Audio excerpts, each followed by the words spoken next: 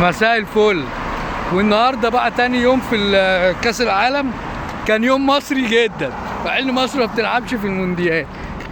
هتقول لي ليه؟ هقول لك تعالى وانا اقول لك. رحنا اتفرجنا على ماتش بقى ايه؟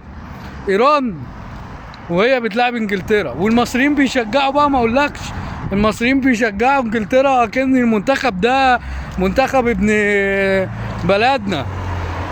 بلدنا راضعين مصري وايه، لغايه ما المنتخب هوبا ادوا ايران 6. المنتخب مصر كان بيحتفل بالنتيجه. نسكت؟ لا ما نسكتش، نروح بقى نلبس تيشيرت هولندا على طول. جمهور مصري مسكنا وقعدنا نشجع في هولندا لغايه ما ادت السنغال 2.